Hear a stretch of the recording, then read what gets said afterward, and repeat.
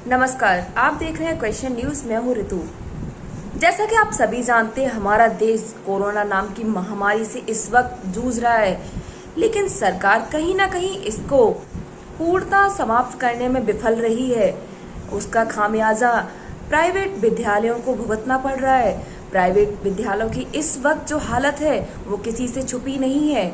Private विद्यालयों के प्रबंधक और मैनेजर इस वक्त कहीं ना कहीं अपनी जमीन जायदाद किडनी तक बेचने को मजबूर हो गए हैं। ऐसा ही मामला एक अलीगढ़ से सामने आया, जहां प्राइवेट विद्यालय के प्रधानाध्यापक प्रबंधक से बात की हमारी टीम ने, तो उन्होंने पाया कि वो लोग अपनी किडनी तक बेचने को मजबूर हैं, क्योंकि उन पर बिजली का कर्ज, किराया इतना ज्यादा बढ़ चुका है जिसको चुकाने में वो अभी असफल है। सरकार का क्या है, वो एक नोटिस जारी करके छुट्टियां आगे बढ़ा देती है और स्कूल को आगे जाके बंद कर देती है, लेकिन इसका खामियाजा प्राइवेट विद्यालयों के प्रबंधकों को अपनी जमीन जायदाद से भुगतना पड़ रहा है। वहीं सरकारी स्कूल बंद है, लेकिन सरकारी अध्यापकों का वेतन समय अनुसार उनके खातों में पहुंच जाता है। लेकिन क्या सरकार का ये दायित्व नहीं बनता इस महामारी के दौरान प्राइवेट विद्यालयों वालों का भी साथ दे? सरकार का ये दो तरफा व्यवहार सोचने को मजबूर कर देता है। प्राइवेट स्कूल के ऊपर ही ऐसी गाज क्यों गिर रही है?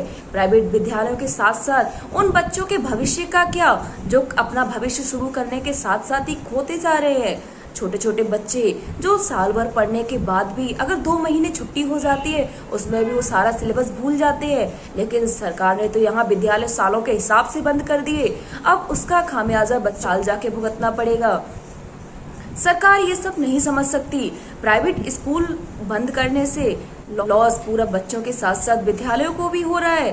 प्राइवेट विद्यालयों के अध्यापक कहीं ना कहीं बेरोजगार हो गए हैं और सरकार एक नोटिस जारी कर देती है, विद्यालय इस तारीख से इस तारीख तक बंद रहेंगे, लेकिन जो दिनांक बढ़ाती जाती है उसके पीछे जो भी नुकसान और घाटा हो रहा है उसका खामियाजा कौन भुगते? प्राइवेट विद्यालयों के प्रबंधक 1 साल से ऊपर हो गया है, वो शांतिपूर्ण इस सरकार की पहल में सहयोग किए हुए थे, लेकिन वो भी कब तक सहयोग करेंगे जब उनके खुद खाने के वांदे हो गए हैं।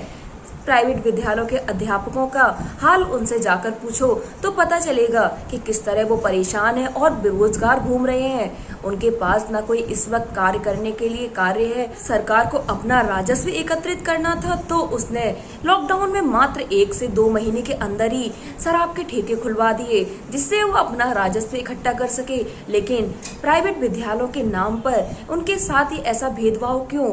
प्राइवेट विद्यालय किसके पास जाएं और किससे अपनी बात कहें? लोग मजबूर हैं, नहीं कह सकते। वो देश में अपना सिर्फ योगदान दिए जा रहे हैं, लेकिन सरकार उनको ना सुनना चाहती है, ना ही उनके लिए कुछ कहना चाहती है। सरकारी विद्यालय बंद करती है, लेकिन साथ साथ सरकारी अध्यापकों का वेतन तय तिथि अनुसार उनके खातों में पहुंच जाता है। लेकिन प्राइवेट विद्यालयों वालों से कोई पूछे, उनके पास ना पैसा है ना रोजगार है, वो किसके पास जाए? बच्चों का भविष्य भी खराब हो रहा है। बच्चे ना ही पढ़ रहे हैं, ऑनलाइन क्लास हर कोई नहीं ले सकता।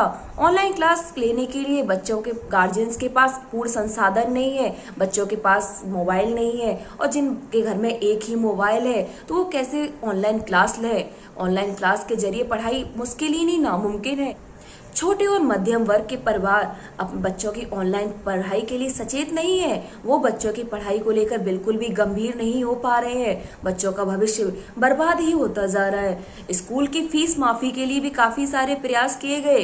बहुत से ऐसे विद्यालय जिन्होंने लॉकडाउन से दौरान पूर्ण फीस माफ कर रखी है। ऐसे ही विद्यालयों में कुछ हमारी टीम गई, जहाँ पता चला कि प्रबंधकों ने पूरा 1-1 साल से ऊपर, जब से कोरोना हमारे देश में आया तब से लॉकडाउन से लेकर पूरी फीस माफ कर रखी है। वहां अभिभावक जाके फीस देने को भी तैयार नहीं है और बच्चों का भविष्य भी बर्बाद हो रहा है। ऐसे ही मुद्दों के साथ हम आपसे फिर मिलेंगे। आपका भी जो मुद्दा हो वो हमें लिख भेजिए। क्वेश्चन न्यूज को लाइक, सब्सक्राइब, शेयर करें और आपका जो भी मुद्दा हो, जो भी शिकायत हो वो कमेंट में डालें।